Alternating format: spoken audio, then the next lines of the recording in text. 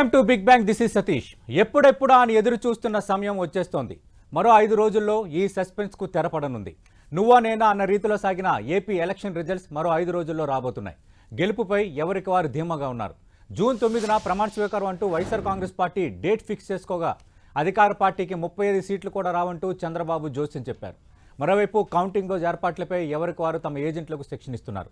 ఎన్నికల ఫలితాలకు 5 రోజులు, ఎగ్జిట్ పోల్స్కు 2 రోజులు. అసలు ఏపీలో ఏం జరగబోతోంది?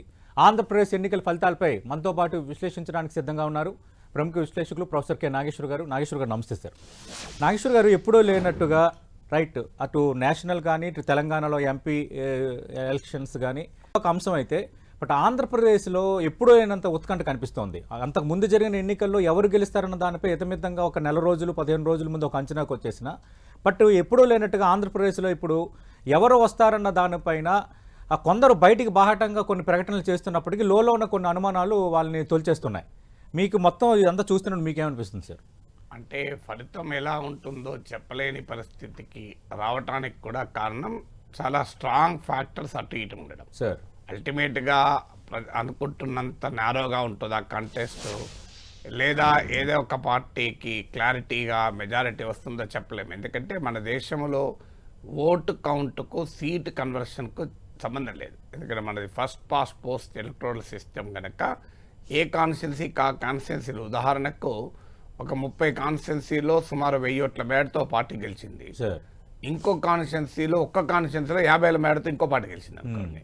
ఓట్లోమో ఈ రెండవ పార్టీకి ఉంటుంది, సీట్లోమో మొదటి పార్టీకి ఉంటుంది. ఎందుకంటే 30 సీట్లలో 1000 ఓట్లు, 500 ఓట్లు, 1500 ఓట్లతో గెలిచింది. అక్కడ 30 సీట్లు ఆ పార్టీకి వస్తాయి. ఇక్కడ 50,000 మేడతో ఒక్క సీటు గెలుస్తుంది. నెంబర్ ఆఫ్ ఓట్స్ ఈ పార్టీకి వస్తాయి, నెంబర్ ఆఫ్ సీట్స్ ఆ పార్టీకి వస్తాయి. సో అందువల్ల ఓటుకు సీట్ కన్వర్షన్ చాలా తేడా ఉంటుంది. ఉదాహరణకు మీకు ఉత్తరప్రదేశ్లో బీఎస్పీకి ఒకసారి 20% ఓటింగ్ వచ్చిన ఒక్క సీట్ రాలే, 20% ఓట్లు వచ్చినా కూడా ఒక్క సీట్ రాకపోవడం అనేది చూడండి మీరు. సో అందువల్ల 1 or 2% ఓటు, ఇప్పుడు మీకు కేరళ లాంటి రాష్ట్రంలో అయితే 1,00,000 ఓట్లు 2,00,000 ఓట్లు అటు ఇటు అయిపోతే అధికారమే మారిపోతుంది. మీకు లాస్ట్ ఎలక్షన్లో కూడా పినరాయి విజయన్ గెలిచినప్పుడు ఐ థింక్ డిఫరెన్స్ 1,00,000 2,00,000 ఓట్లే, నాట్ ఈవెన్ పర్సంటేజ్, నేను చెప్పేది అబ్సల్యూట్ నెంబర్స్లో. అందువల్ల మన దేశంలో ఉన్నటువంటి ఎన్నికల విధానం రీత్యా ఓటుకు సీటుకు సంబంధం లేదు. అలాగే రకరకాల ఫ్యాక్టర్స్ ఇటు అటు కూడా నమ్మేలా చేస్తున్నాయి. సహజంగానే మనిషికి కన్ఫర్మేషన్ బయాస్ ఉంటుంది. అంటే తనకు నచ్చింది, తన నమ్మకాన్ని మరింత బలపరిచేటువంటి ఫ్యాక్ట్సే తీసుకుంటాడు. అది ఏ మనిషి అయినా సాధారణంగా ఉండే లక్షణం అది. సో ఆ లక్షణాన్ని దాటి ఇప్పుడు నాలాంటి విశ్లేషకులు ఒక విషయం చెప్పాలి అంటే, కన్ఫర్మేషన్ బయాస్ లేకుండా ఆలోచించేటువంటి ఒక ప్రయత్నం చేసి నిష్పాక్షికంగా ఫ్యాక్ట్స్ చూసి చెప్పే ప్రయత్నం చేస్తాం. అందుకే అత్యధిక సందర్భాల్లో కరెక్ట్ కావడానికి రీజన్ అది. అంటే what you believe you should not tell, what you see, what you understand you should tell. కానీ చాలా మందికి ఉండేటువంటి లక్షణం, అందులో రాజకీయ పార్టీలకు ఉండేది ఏంటంటే వాళ్ళ పొలిటికల్ ఇకో సిస్టమ్ వాళ్ళే వాళ్ళ టచ్లో ఉంటారు. చాలా ఒక్క రాజకీయ పార్టీ కూడా విమర్శకుల దగ్గరకు రానియదు, విమర్శకుల విమర్శలు సహించలేదు. విమర్శకులు కాదు, తమ అభిప్రాయానికి భిన్నమైన అభిప్రాయం చెప్పితే సహించలేని ఒక రాజకీయ సంస్కృతి మన దేశంలో ఉంది. అందువల్ల నిజాలు ఒప్పుకోరు. సో నిజాలు ఒప్పుకోవడానికి రెడీగా ఉండరు. సో అది జరగబోయే నష్టం జరిగిన తర్వాత రియాక్ట్ అవుతారు. నాకు ఇప్పటికి గుర్తు 2018లో చంద్రబాబుకు దడ పుట్టించి 8 అంశాలను ఒక వీడియో పెట్టాను. ఈ మధ్య కోస్తా ఆంధ్ర నుంచి ఒక తెలుగుదేశం పార్లమెంట్ నియోజకవర్గ ఇన్ఛార్జ్, ఒక పార్లమెంట్ నియోజకవర్గానికి ఇన్ఛార్జ్, ఆయన నాకు ఫోన్ చేసి గుర్తు చేశాడు, సార్ మీరు 2018లో పెట్టినప్పుడు మిమ్మల్ని ఇలాగే అన్నారు సార్, కానీ ఏమైంది సార్, మా వాళ్ళు ఓడిపోలేదా? గెలవడం ఓడడం అనే మీ చేతులు ఉండదు కదా సార్, రియాలిటీ చెప్తుంటారు అని. సో ఎందుకంటే 2018లో ఈ మాట చెప్పినప్పుడు చంద్రబాబు నాయుడు నాగేశ్వర్కి ఏదో ఓడిపోవాలని కోరుకున్నట్టు మాట్లాడారు. ఏమైంది రియాలిటీ? కిందలు ఒప్పుకున్నా నాయకులు ఒప్పుకోరు. సో నాకు ఆ రోజు ఒక సీనియర్ మంత్రి ఎయిర్పోర్ట్లో కలిస్తే నేను అడిగాను ఎలా ఉంది అని. సార్ మీరే చెప్పారు కదా సార్ అన్నాడు. ఇప్పటికి ఉంది ఆ వీడియో యూట్యూబ్లో. సో అందువల్ల మనం రియాలిటీ చెప్పినా ఇటు జగన్ ఒప్పుకోడు, చంద్రబాబు ఒప్పుకోడు.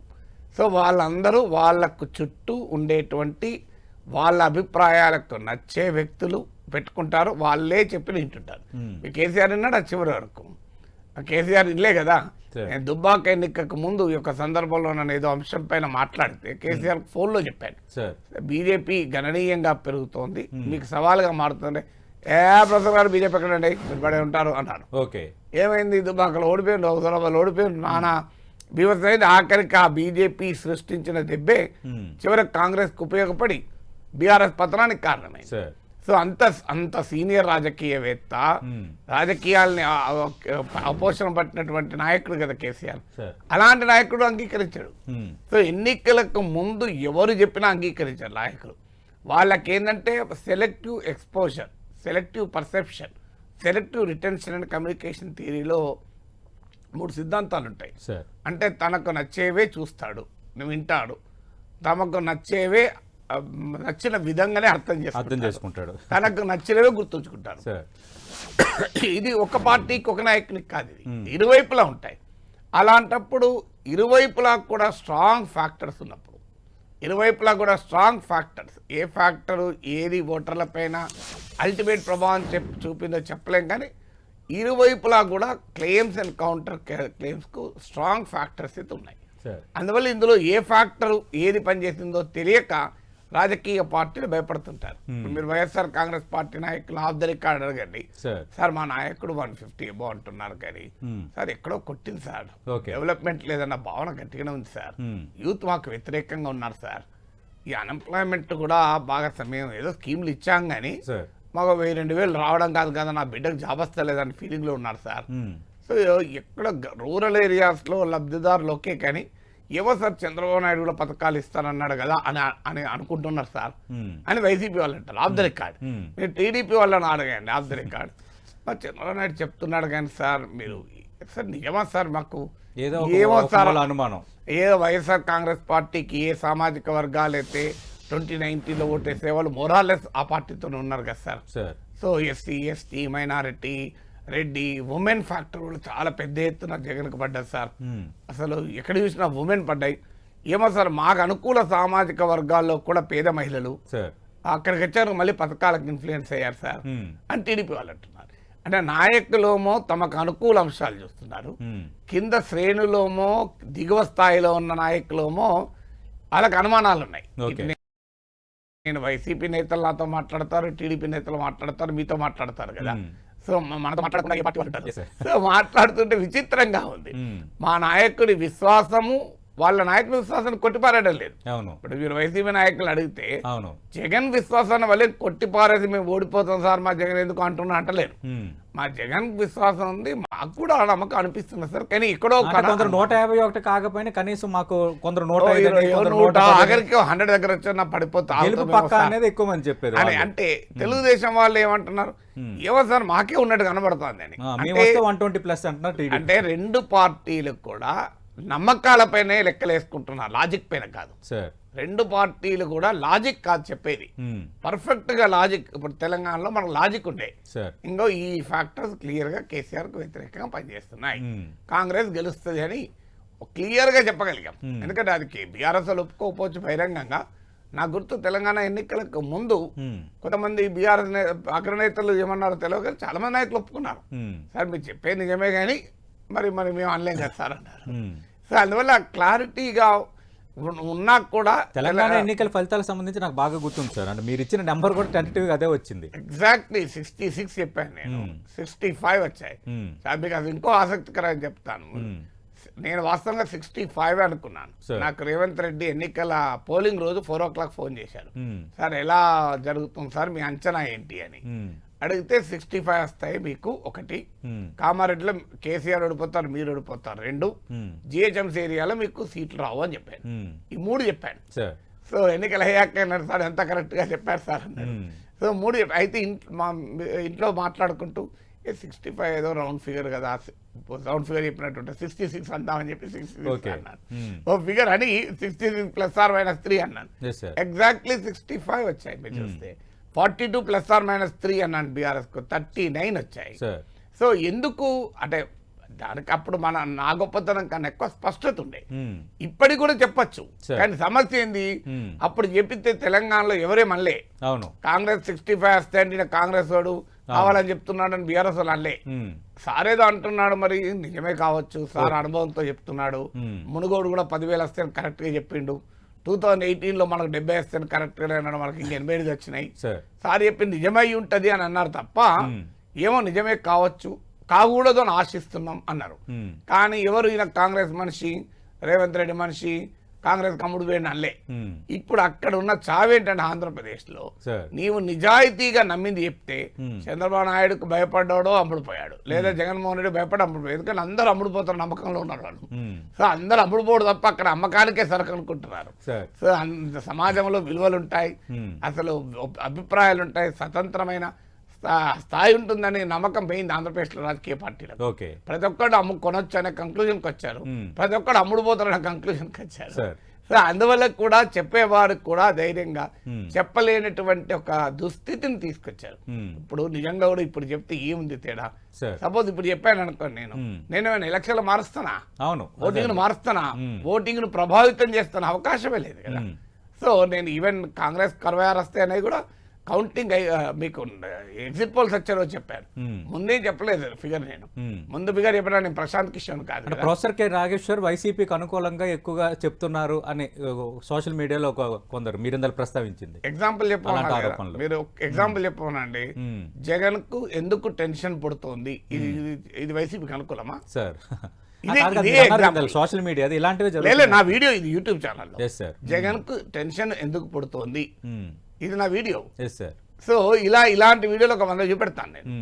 100 మీకు జగన్మోహన్ రెడ్డిని ప్రశ్నించిన వీడియోలో ఒక 100 పైన చూపెడతాను. మరి అది వదిలేయండి. మీరు తెలుగుదేశం గ్రూపులకు వెళ్ళి, తెలుగుదేశం సోషల్ మీడియాకి వెళ్ళి వెనక్కి తిరిగిపోండి.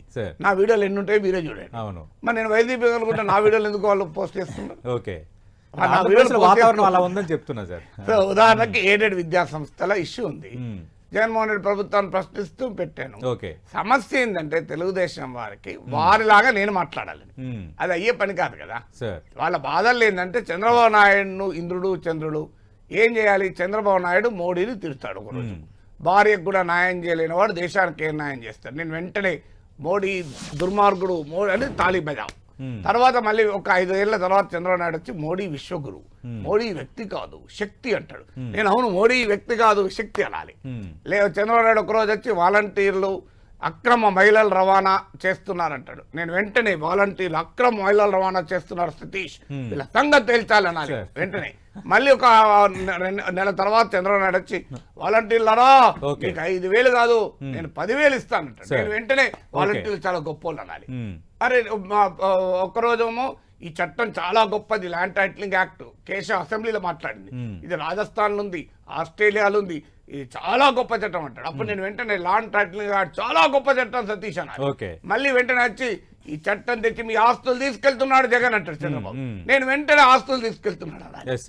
ఎట్లా సాధ్యమైంది? ఒకరోజు పవన్ కళ్యాణ్ తిడతారు 5 ఏళ్ల క్రితం, మళ్ళీ 5 ఏళ్ల తర్వాత పవన్ కళ్యాణ్ చాలా గొప్ప అంటాడు, తిట్టినప్పుడు నేను తిట్టాలి పవన్ కళ్యాణ్, మెచ్చుకున్నప్పుడు నేను పవన్ కళ్యాణ్ మెచ్చుకోవాలి, ఎట్లా సాధ్యం?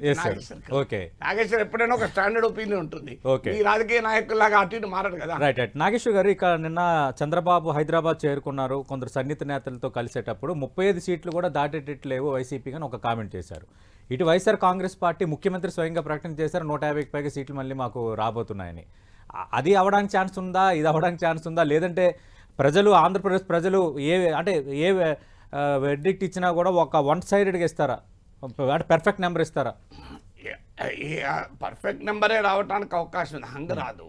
ఎందుకు రాదు హంగ్ అంటే డైరెక్ట్ కాంటెస్ట్ కదా. అవును, నీకు బైపోలార్ కాంటెస్ట్ అంటే రెండు అటు వైసీపీ ఇటు కూటమి ఉన్నారు, మధ్యలో ఇంకెవరు లేరు కదా హంగ్ రావటానికి.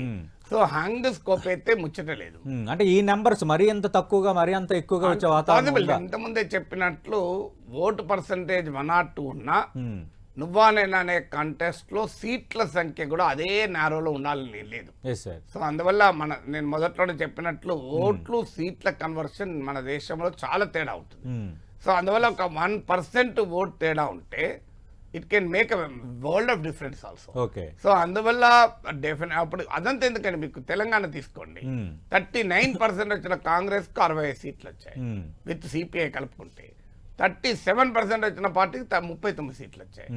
65కు 30 26 సీట్ల తేడా ఉంది. ఉమ్, 2% కదా. అవును. 2% తేడాకి 26 సీట్లు తేడా ఉంది. ఇది ఆంధ్రప్రదేశ్లో ఎందుకు జరగదు? ఉమ్. సో ఆంధ్రప్రదేశ్లో కూడా ఇలాగే మీరు ఉండొచ్చు. అన్నట్టుగా 2014లో ఆంధ్రప్రదేశ్లో వైసీపీకి టీడీపీకి మధ్య 2% 2% సీట్లు కదా. మీకు టీడీపీ కూటమికి 105 దాకా వచ్చినట్టు, అవును, వీళ్ళకి 67 వీళ్ళకి 67 వచ్చాయి. మన అంత తేడా వచ్చింది ఇంకా 2%. అవును. అందువల్ల ఆ నారో కంటెస్ట్ లో ఏమవుతుందంటే 1 or 2% కూడా it can make a world of difference in numbers. Yes, sir. So అందువల్ల నెంబర్స్ ఏ రకంగా వస్తాయనేది మనము ఎటైనా జరగచ్చు. అది 95 దగ్గర వచ్చి ఆగిపోవచ్చు ఎవరన్నెవరు, లేదా అది 120 130 కూడా పోవచ్చు. ఎందుకంటే because of the statistical factors. Um, ఎందుకంటే మన ఎన్నికల విధానం లేవు. నేను మొదట్లో చెప్పినట్టు 30 సీట్లలో అరౌండ్ 1000 ఓట్లతో ఒక పార్టీ గెలిస్తే, ఒక్క సీట్లో 50,000 మేడతో ఇంకో పార్టీ గెలిస్తే, సార్. ఓట్లోమో ఆ ఒక్క సీటు గెలుచుకున్న వాళ్ళకి ఎక్కువ ఉంటాయి, సీట్లోమో ఈ పార్టీకి వల్ల అది పాసిబిలిటీ. అయితే ఈ నమ్మకాలకు కారణం ఏంటి అంటే దెర్ ఆర్ ఒక 20-25 ఫ్యాక్టర్స్ ఉంటాయి ఆంధ్రప్రదేశ్ ఎన్నికలు. ఈ 25 ఫ్యాక్టర్స్లో కొన్ని టీడీపీకి అనుకూలం ఉన్నాయి, కొన్ని వైసీపీకి అనుకూలం ఉన్నాయి. సార్. ఈ 25 ఫ్యాక్టర్లను కలిపి చూసినప్పుడు మనకు అంచనా వస్తుంది. ఉమ్, కానీ 25 ఫ్యాక్టర్ కలిపి చూడడం లేదు ఎవరు. ఓకే. ఇప్పుడు టీడీపీ ఉంది. ఉమ్, టీడీపీకి అనుకూలమైన ఫ్యాక్టర్స్ ఏంటి? ఒకటి, అభివృద్ధి లేదు అన్న భావన. ఉమ్, ఊర్లలో రోడ్లు కూడా లేవు, అభివృద్ధి లేదని. 2, పట్టణ ప్రాంతాల్లో ఉన్న వ్యతిరేకత. ఉమ్, 3, అప్పర్ క్లాస్లో ఉన్న వ్యతిరేకత. 4, యూత్లో ఉద్యోగాలు లేవు అన్న వ్యతిరేకత. ఉమ్, 5, సంక్షేమం ఇచ్చాడు తప్ప ఆర్థిక అభివృద్ధి లేదు, గ్రోత్ కన్సర్న్స్ 5వది. ఉమ్, 6వది, అమరావతి లేకుండా చేశాడు, రాజధాని లేకుండా చేశాడు అన్నది 6వది. ఉమ్, సో 7వది, టీడీపీ జనసేన కలవడం వల్ల వచ్చిన అర్థమెటిక్ అడ్వాంటేజ్. ఉమ్, 8వది, బీజేపీ కలవడం వల్ల అధికారులను తమకు అనుకూల వాళ్ళని వేసుకోగలిగారు, జగన్కు అనుకూల వాళ్ళని తీసేయగలిగారు. ఉమ్, డబ్బు ప్రభావము, డబ్బు సమీకరించడము, విరాళాలు సమీకరించడం సులభమైంది. మోడీ అనుకూలత ఏమన్నా ఉంటే అది కూడా కలిసి వచ్చేటువంటి అవకాశం ఉంది. ఉమ్, సో ఇవన్నీ కూడా తెలుగుదేశానికి అనుకూలమైన అంశాలు వీళ్ళు చూస్తున్నారు. ఉమ్, సో అదే సమయంలో వైసీపీ ఏం చేస్తుంది? తెలుగుదేశం అనుకున్న ఇంకో ముఖ్యమైన అంశం, వైసీపీ పార్టీని దెబ్బతీసింది. వైసీపీ జగన్మోహన్ రెడ్డి చేసిన పని ఏంటంటే ఈ 5 ఏళ్లలో వాలంటీర్ వ్యవస్థ పైన పూర్తిగా నమ్మకం పెట్టుకొని ఉమ్, పార్టీ యంత్రాంగం పూర్తిగా నిర్వీర్యమైంది. ఉమ్, అండ్ ఎమ్మెల్యేలకు కూడా అందుబాటులో లేకపోవడం, సరిగా డైరెక్ట్ బెనిఫిట్ ట్రాన్స్ఫర్ వల్ల ఓటర్లకే నేరుగా డబ్బులు పడడం వల్ల, అభివృద్ధి పనులు లేకపోవడం వల్ల వైసీపీ యంత్రాంగం గ్రామ స్థాయి అంటే మీరు నుంచి అన్నట్టు రాష్ట్ర స్థాయి వరకు నిర్వీర్యమైపోయింది. ఇవన్నీ ఫ్యాక్టర్స్ నేను ఒక 3 ఏళ్ళుగా చెప్తున్నా. అవి కూడా ఎవరు ఇన్నోళ్ళు లేడు కానీ 2-3 ఏళ్ళకి, మీరు 2 ఏళ్ల కింద వీడియో చూడండి, ఏడాది కింద వీడియో చూడండి, ఇవన్నీ ఉంటాయి. ఇలా కొత్తగా చెప్తున్న అంశం కాదు. ఇవన్నీ వైసీపీకి వ్యతిరేకంగా ఉన్న అంశాలు టీడీపీ నమ్ముతున్నది. ఇక వైసీపీకి అనుకూలమైన అంశాలు వైసీపీ నమ్ముతోంది. మాకు సంక్షేమ పథకాల లబ్ధిదారులు ఉన్నారు, ఇన్ని లక్షల మందికి ఇన్ని లక్షల కోట్లు మేము అకౌంట్లో వేసాం, ఉమెన్ ఓటర్స్ మాకు భారీగా వస్తారు, social combination SC ST minority Reddy ఓటర్లు ఇప్పటికీ వైసీపీతోనే ఉన్నారు, కాపుల్లో కూడా పేదలు మాకే వేశారు, మెజారిటీ కాపులు అటుపోయినా కాపు పేదలు మాకే వేశారు. సో ఈ గ్రామీణ ప్రాంతాల్లో మాకు బలంగా ఓటు వేశారు అనే లెక్కలు వైసీపీ వేసుకుంటోంది. సో టీడీపీ లెక్కలు టీడీపీకి మేము భూమి పైన బాగానే బెదిరించాం జనాన్ని. సో జగన్ వస్తే భూమి పోతుందేమన్న భయం. లోకల్ వైసీపీ నేతలు రకరకాల ఇసుక దందాలు, మద్యం దందాలు, భూ కబ్జాలు వీటితో విసిగిపోయి ఉన్నారు. ఆ లోకల్ ఎమ్మెల్యేల పట్టున వ్యతిరేకత జగన్ కూడా దెబ్బతీస్తుంది. ఇలాంటి ఫ్యాక్టర్స్ అన్ని టీడీపీ నమ్ముతుంది. అదే సమయంలో వైసీపీ ఫ్యాక్టర్స్ చంద్రబాబు నాయుడు పైన నమ్మకం లేదు. చంద్రబాబు నాయుడు ఎన్ని చెప్పినా, పథకాలు చెప్పినా జగన్మోహన్ రెడ్డికి ఉన్న క్రెడిబిలిటీ, కాన్ఫిడెన్స్ ఉండదు. సో బీజేపీ అంటీ పట్టనట్టుంది, మేనిఫెస్టో కూడా ముట్టుకోలేదు, మోడీ మెచ్చుకోలేదు. సో ఇలా ఎవరికి వారికి ఉన్న అనుకూల అంశాలే తీసుకుంటున్నారు. తీసుకోవడం వల్ల క్లెయిమ్స్ అయిపోయాయి. వీటన్నిటిని కలిపి ఏ ఫ్యాక్టర్ ఎంత మోతాదులో ఏ మేరకు ప్రభావం చూపుతుంది అని లెక్కేసి చెప్పగలగాలి. ఆ లెక్కేసే సాహసం, ఆ లెక్కేసే ఆలోచన ఇటు చేయడం లేదు, అటు చేయడం లేదు. అంటే ఇప్పుడు వీళ్ళు కొన్ని ఇష్యూస్ని స్పెసిఫిక్గా చెప్తున్నారు సార్. మీరు ఇందాక అన్నట్టుగా AP land titling act impact చాలా బలంగా పడింది. లాస్ట్ 7 to 8 డేస్లో ఇది ఒక మేజర్ షిఫ్ట్కి కారణమైందని ఎక్కువ మంది తెలుగుదేశం పార్టీ నేతలు మాకు అనుకూలించే అంశాల్లో అది ప్రముఖంగా చెప్తున్నారు. మీకేమనిపించింది సార్ దానిపైన? అది ఒక సస్టైన్డ్ క్యాంపెయిన్ కాదు. లాస్ట్ 1 వీక్ లోనే క్యాంపెయిన్. అంతకుముందు ఆ చట్టాన్ని టీడీపీ గొప్పగా పొగిడింది. నేను అందుకే చెప్పింది ఇంతకుముందు, కేశవ్ అసెంబ్లీలో పొగిడాడు. ఇది చాలా గొప్ప చట్టం, పదం వాడింది ఇదే, చాలా గొప్ప చట్టం అని పొగిడారు. నీతి ఆయోగ్ చట్టం అది. చివరి నిమిషంలో ప్రశాంత్ కిషోర్ ఐడి అనో ఎవరి ఐడి అన్నో దాన్ని పట్టుకొచ్చారు. అది ఎంతో కొంత జనాన్ని భయపెట్టిన మాట నిజం. సో దానికి కారణం కూడా ఏంటంటే వైసీపీ స్థానిక నేతల భూకబ్జా ఆరోపణలు కూడా ఉన్నాయి. సో దాంతో లింక్ చేసుకుని ప్రజలు చూసినప్పుడు ప్రజల్లో ఆ భయం పెరిగింది. కేవలం ఆన్ పేపరు టీడీపీ ప్రచారంతో పెరగలే. స్థానికంగా వైసీపీ నేతల అగడాలు ఉన్న చోట ప్రజలు ఆ లోకల్ వైసీపీ లీడర్ భూకబ్జాలను ఈ టైటిలింగ్ యాక్ట్ పైన అనుమానాలు ఈ రెండు మ్యాచ్ చేసుకొని భయపడ్డ మాట నిజం. కానీ అది వైసీపీ వ్యతిరేక వర్గాలలోనే భయాన్ని పెంచిందా, జగన్ అనుకూల వర్గాలు కూడా నమ్మాయా? అది క్లారిటీగా మనకు అర్థం కావాలి. జగన్ అనుకూల వర్గాలు లేదా తటస్థ ఓటర్లు నమ్మితే దెబ్బ తగులుతుంది.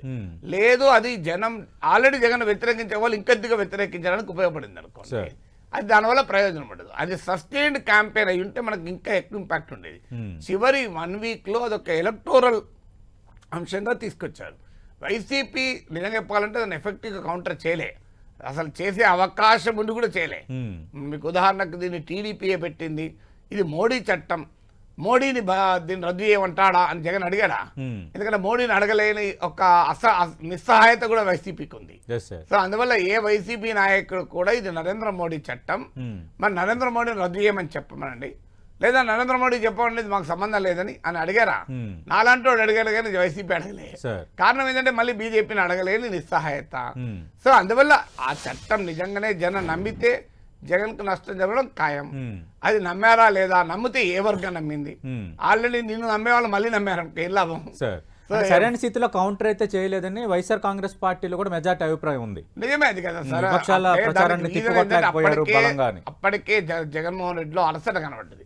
మీరు గమనిస్తే వైసీపీ కోమో ఒక్క జగనే క్యాంపెయిన్, టీడీపీ కోమో చంద్రబాబు నాయుడు, లోకేష్, పవన్ కళ్యాణ్, మోడీ, అమిత్ షా, ఇంతమంది క్యాంపెయినర్స్. ఇంకొక ముఖ్యమైన విషయం ఏంటంటే ఎప్పుడు కూడా ఫస్ట్ బ్యాటింగ్ చేసిన వాళ్ళకన్నా ఫాలో ఆన్ అయిన వాళ్ళు ఎక్కువ కసితో ఆడతారు. ఎందుకంటే టీడీపీ ఏమో కసితో ఉంది. మీకు వైసీపీ కార్యకర్తల్లో శ్రేణుల్లో ఆ కసి కనిపించలే. అంటే ఎప్పుడు కూడా ఓడించాలి అనే కసి ఎక్కువ ఉంటుంది, గెలిపించాలనే కసి కన్నా. నెగటివ్ కసి ఎప్పుడు కూడా ఎక్కువ ఉంటుంది పాజిటివ్ కసి కన్నా. సో టీడీపీ పార్టీ యంత్రాంగం వైసీపీ పార్టీ యంత్రాంగం నిర్వీర్యం చేసుకోవడం వల్ల దిగువ స్థాయి వరకు పనులు లేవు కనుక డబ్బులు లేవు. డైరెక్ట్ బెనిఫిట్ ట్రాన్స్ఫర్ లో ప్రజలు మా దగ్గర రావడం లేదు. సో ప్రజలకు అవసరమైతే సచివాలయానికి పోతున్నారు, అకౌంట్ లో డబ్బులు పడుతున్నాయి. సో ఇక స్థానిక వైసీపీ నేత అవసరమే ప్రజలు లేకుండా పోయింది. మీరు ఒక రకంగా మంచి పద్ధతి అయినా పార్టీ పరంగా ప్రజలకు ఉపయోగం, కానీ పార్టీకి నష్టం. ప్రజలకు డెఫినెట్ గా ఉపయోగం, ఎందుకంటే మిడిల్ మెన్ లేకుండా ఉంటారు. ఈ రాజకీయ యంత్రాంగం పైన ఆధారపడడం ప్రజలకు ఉండదు. ప్రజలు ఎంపవర్ అవుతారు, కానీ పార్టీ డిసెంపవర్ అవుతుంది. ఎందుకంటే అల్టిమేట్ గా ప్రజల్ని పోలింగ్ బూత్ తీసుకురావాల్సింది పార్టీ కదా. పార్టీ కార్యకర్తలు, శ్రేణులు ఒక రాజకీయ వ్యవస్థలో కీలకం. ప్రజల్ని జగన్ ఎంపవర్ చేస్తున్నాను నేను అనుకున్నాడు. సో నాకు ప్రజలే నేరుగా కాంటాక్ట్ వీళ్ళపైన ఎందుకు ఆధారపడాలని ప్రాసెస్ లో పార్టీని డిసెంపవర్ చేసి, సో పార్టీని డిసెంపవర్ చేసినా కూడా గ్రామాల్లో ఒక వర్గం టీడీపీ ఉంటే ఒక వర్గం వైసీపీ ఉంటుంది. అవునన్నా లేకున్నా అలిగినా గులిగినా ఉండాల్సిందే. సో అలా వైసీపీతో రిటైన్ అయ్యింది ఆ వర్గం. కానీ ఆ టీడీపీ జనసేనలో ఉన్నంత కసి మీకు వైసీపీలో కనబడలే. ఆ కసితో పనిచేయడం వల్ల కూడా మనకు కూటమి అనుకూలంగా ఉందన్న ఒక రాజకీయ వాతావరణం కలగటానికి కూడా కారణం అది. ఎందుకంటే వారేమో కసితో పనిచేశారు, వీళ్ళలో ఆ కసి లేదు, కొంత సైలెంట్ యాక్టివిటీ లాగా రిలేటివ్లీ కనబడ్డది. సో 2019లో వైసీపీ నేతలు కార్యకర్తలు ఎంత కసిగా పనిచేస్తారు, 2024లో పనిచేయలే. సో అందువల్ల అయితే అల్టిమేట్ గా జగన్ నమ్మకం ఏంటి? ఎవరు కసితో పనిచేసినా పనిచేయకపోయినా పోలింగ్ బూత్ లో బటన్ నొక్కేది నా లబ్ధిదారుడు. సో నా పెన్షన్ పడ్డవాడు నాకే నొక్కుతాడు, నా వాహన మిత్ర పడ్డవాడు నాకే నొక్కుతాడు, నా ఆరోగ్యశ్రీలో లబ్ధి పొందినవాడు నాకే నొక్కుతాడు, నా తల్లి దీవెనలో లాభపడ్డవాడు నాకే నొక్కుతాడు, నా కాపు నేస్తంలో లాభపడ్డవాడు నాకే నొక్కుతాడు, నా రైతు భరోసాలో లాభపడ్డవాడు నాకే నొక్కుతాడు, నా కళ్యాణ లక్ష్మి షాది ముబారక్ లో లాభపడ్డవాడు నాకే నొక్కుతాడు అని ఆయన నమ్మకంలో ఉన్నాడు. సో అది నొక్కుతారా నొక్కడా మనం 4 తారీఖు తెలుస్తుంది. రైట్. అంటే ఓటింగ్ శాతం బాగా పోలైంది, ఒక ప్రభుత్వం పైన వ్యతిరేకత ఉన్నప్పుడే ప్రజలు కసితో ఓటేసినప్పుడు ఇంత పర్సెంటేజ్ పెరుగుతుందని కొందరు కొన్ని లెక్కలు చెప్తున్నారు. దాన్ని మనం నమ్మొచ్చా? నిజంగా పెరిగిన ఓటింగ్ శాతం అనేది ప్రభుత్వ వ్యతిరేక ఓటుగా చూడాలా, లేదంటే ప్రభుత్వ అనుకూల ఓటు కూడా చూడొచ్చా? ఇప్పుడు నాగేశ్వర్ చెప్తే తెలుగుదేశంలో మళ్ళీ చిరెత్తుకలేస్తారు ఇప్పుడు. కానీ ప్రశాంత్ కిషోర్ చెప్పాడు. ప్రశాంత్ కిషోర్ ఇప్పుడు తెలుగుదేశానికి ఆరాధ్య దైవం కదా సార్. నిన్న మొన్నటి దాకా తెలుగుదేశం అనుకూల యాంకర్లు, మీడియా, ప్రశాంత్ కిషోర్ దేశద్రోహి, అసలు ప్రజాద్రోహి, సమాజ కంటకుడు, చీడపురుగు అని చెప్పారు ప్రశాంత్ కిషోర్ జగన్ వైపు ఉన్నప్పుడు. ఇప్పుడు సడన్ గా ప్రశాంత్ కిషోర్ ఒక అవతార పురుషుడు, ప్రశాంత్ కిషోర్ అంత విజ్ఞానవంతుడు, ప్రశాంత్ కిషోర్ అంత రాజకీయ పండితుడు ఎవరు లేరని ఇప్పుడు చెప్తున్నారు. అది కానీ నేను అందుకే ప్రశాంత్ కిషోర్ చెప్పింది చెప్తున్నా. ప్రశాంత్ కిషోర్ చాలా స్పష్టంగా ప్రతి ఇంటర్వ్యూలో, మీకు ఉదాహరణకు కరణ్ తాపర్కి ఇంటర్వ్యూ చూడండి, ప్రతి ఇంటర్వ్యూలో రిపీటెడ్ గా ప్రశాంత్ కిషోర్ చెప్తున్నాడు. నాగేశ్వర్ 2 ఏళ్ల నుంచి 3 ఏళ్ళు కాదు 5 ఏళ్ళ నుంచి చెప్తున్నది అని చెప్పాడు. మన భారతదేశంలో ఎన్నికల చరిత్ర చూస్తే ఓటు శాతానికి ఫలితం యొక్క డైరెక్షన్ కు ఎలాంటి సంబంధము లేదు. ఓట్ల శాతం పెరగడానికి రిజల్ట్ కు సంబంధం లేదు. మీకు ఒక్క ఉదాహరణ చెప్తాను. మోడీ 2014, 2019లో మోడీ రైస్ తో చూడండి, 2 సందర్భాల్లో ఓటింగ్ పెరిగింది. మరి మోడీ ఓటింగ్ పెరిగినప్పుడే మోడీ గెలిచాడు, ఓడిపోలే. అందువల్ల అల్టిమేట్ గా ఒక బలమైన ఎమోషన్, అంటే ఒక ప్రభుత్వాన్ని ఓడించాలనే ఎమోషన్ అయినా, ప్రభుత్వాన్ని గెలిపించాలనే ఎమోషన్ అయినా, ఈ 2 ఎమోషన్లో ఏదో ఒక ఎమోషన్ ఆవహిస్తే ప్రజలు ఎక్కువ ఓటేస్తారు. కానీ అది ఏ ఎమోషన్ ఎక్కువ ఉండదు, మీరు అన్నట్లు నెగిటివ్ ఎమోషన్కి స్కోప్ ఎక్కువ ఉంటుంది. కానీ ఖచ్చితంగా నెగిటివ్ ఎమోషన్ ఉండాలని రూల్ లేదు. అయినా ఆంధ్రప్రదేశ్లో ఓట్లు పడకుంటే ఎక్కడ పోతాయండి? ఇద్దరు డబ్బులు ఇచ్చాక. ఇప్పుడు మీకు ఓటింగ్ పర్సంటేజ్ పెరగడంలో వేవ్ యాంటీ గవర్నమెంట్ వేవా, ప్రో గవర్నమెంట్ వేవా కాదు, ప్రో మనీ వేవ్ అది. ఇప్పుడు ఈ పార్టీ దగ్గర 2000, ఆ పార్టీ దగ్గర 2000 తీసుకున్నాడు, ఓటేయకుంటే ఎట్లా పోతారు చెప్పండి నాకు? ఎందుకంటే ఎవరికోరికి అయితే వేయకపోతే ఇద్దరు వచ్చి డబ్బులు వాపస్ అడుగుతారు. సో అందువల్ల ఓటు వేయాల్సిందే ప్రజలు. మీకు తెలుగుదేశం, వైసీపీ చాలా సామరస్యంగా ఓట్లు డబ్బు పంచారు. మీరు గమనించండి, టీడీపీ ఎక్కడన్నా ఒక్క కంప్లైంట్ చేసిందా వైసీపీ వాళ్ళు డబ్బు పంచారని? చేయలేదు. వైసీపీ ఎక్కడన్నా ఒక్క కంప్లైంట్ చేసిందా టీడీపీ డబ్బు పంచిందని? అసలు మీకు ఆశ్చర్యం వేస్తుంది. టీడీపీ, వైసీపీ కూడబలుకొని డబ్బు పంచారు, ఎక్కడ ఆరోపణ లేవు. మీకు ఇంకొక ఆశ్చర్యం చెప్తాను. ఇప్పుడు మాచర్లది, పిన్నెల్లి ఇంత మాట్లాడుతున్నారు కదా, టీడీపీ ఇప్పటికైనా రీపోలింగ్ అడిగిందా? నేను చెప్పాను, నాకు గుర్తులు లేదు. రీపోలింగ్ అడిగిందా? అడగలేదు. మరి ఎందుకు అడుగుతలేరు? అరే ఈవీఎం పగలగొట్టిన దగ్గర రీపోలింగ్ అడగరా? నాకు అర్థమే కాదు అసలు నిజంగా ఇప్పటికీ. అసలు మొత్తం మాచర్ల కాన్స్టిట్యూన్సీలో రీపోలింగ్ అడగాలి కదా. ఇప్పుడు పిన్నెల్లి సోదరులు వెళ్ళి ఈవీఎం పగలగొట్టి వైసీపీ వారు ఇంత హింసాకాండ సృష్టిస్తే అసలు రీపోలింగ్ ఎందుకు డిమాండ్ చేస్తలేరు అన్న దానికి ఆన్సర్ లేదు. సో నిజంగానే ఇప్పుడు రీపోలింగ్ అయితే టీడీపీ డిమాండ్ చేయాలి కదా. మరి ఇక్కడ బూతులు ఈవీఎం పగలగొట్టారు, అది మాకు మళ్ళీ పోలింగ్ జరపాలి. అసలు మొత్తం మాచర్లలో రీపోలింగ్ జరపాలి. రోజు మీరు చూడండి, T5 ABN పెట్టి చూడండి ఏమొస్తుంది. అసలు మాచర్లలో ఫ్యాక్షన్ రాజ్యం, ఎవరిని తెలుగుదేశం కార్యకర్తలు బతకనివ్వలేదు, ఏజెంట్లను కూర్చొనివ్వలేదు, ప్రజల్ని భయభ్రాంతులను చేసి ఎన్నికలు మొత్తం ఆ ప్రజాస్వామ్యాన్ని అబాసు పాలు చేశారంటున్నారు కదా. మరి అక్కడ రీపోలింగ్ ఉండకూడదా? అసలు రీపోలింగ్ కాదు. నేను ఒక్కరిని అడిగింది పిన్నెల్లిని అనర్హుని చేయాలని. ఎందుకంటే ఒక ఎమ్మెల్యే వెళ్ళి ఈవీఎం పాల్గొడితే డిస్క్వాలిఫై చేయకూడదా? నేను ఛాలెంజ్ చేస్తా, టీడీపీ వాళ్ళ స్టేట్మెంట్ చూడండి ఎక్కడన్నా పిన్నెల్లిని డిస్క్వాలిఫై చేయాలి ఎన్నికల నుంచి అని అడిగారా ఎవరన్నా? మరి ఎందుకు అడుగుతలేరు నాకు నిజంగా అర్థం కాదు. అక్కడే వైసీపీ వాళ్ళు ఆరోపణ ఏంటంటే వాళ్ళు కూడా చేసిన రిగ్గింగ్ సార్, వాళ్ళు పగలగొట్టిన మాకు దొరికినాయి, వాళ్ళకి దొరకలే అని. సో వాళ్ళు చెప్పేవాళ్ళు ఎంత నిజమో నాకు తెలియదు. కానీ రియాలిటీ ఏంటంటే రీపోలింగ్ అడగడం లేదు, పిన్నెల్ని డిస్క్వాలిఫై చేయమని అడగడం లేదు, డబ్బు పంపిణీ పైన ఆరోపణలు లేవు. మరి what does it indicate? Right sir, మనం ఈ అనాలిసిస్ ముగించే ముందు చాలా వర్గాలు ఉత్కంఠకు గురవుతున్న పరిస్థితి, బెట్టింగ్లు, ఎవరికి వాళ్ళు రకరకాల అంచనాలు, వాళ్ళందరికీ మీరు చెప్పేదేంటి? మన జీవితాలు ఏమీ మారవు. ఈ పార్టీ ఆ పార్టీ పోతుంది, ఇంక్రిమెంటల్ మార్పులే. మీకు కులాల పేరిట ఆంధ్రప్రదేశ్ సమాజం చీలిపోయి తమ కులం వాడు అధికారంలోకి వస్తే తమ జీవితం మారుతున్న భ్రమలో ఉన్నారు. మీరెందుకు చింపుకుంటారు చెట్లు, తలకాయ ఎందుకు పట్టుకుంటారు? ఈ పార్టీ నాయకుడు ఆ పార్టీలో చేరి ఎన్నికల పోటీ చేయడం లేదా? నిన్నటి దాకా వైసీపీ నేత, నేడు టీడీపీ ఎమ్మెల్యే అభ్యర్థులు ఎంతమంది లేరు? నిన్నటి దాకా టీడీపీ నేత, ఇవాళ వైసీపీ ఎమ్మెల్యే అభ్యర్థి. చంద్రబాబు నాయుడు జగన్ మారాడు తప్ప మిగతా మారుతారు కదా. ఎందుకు ఈ రాజకీయాలకు అంత టెన్షన్ పడతారు? సో మన జీవితాలు మనం చూసుకుందాం, అనవసరంగా టెన్షన్ పడకండి. Right right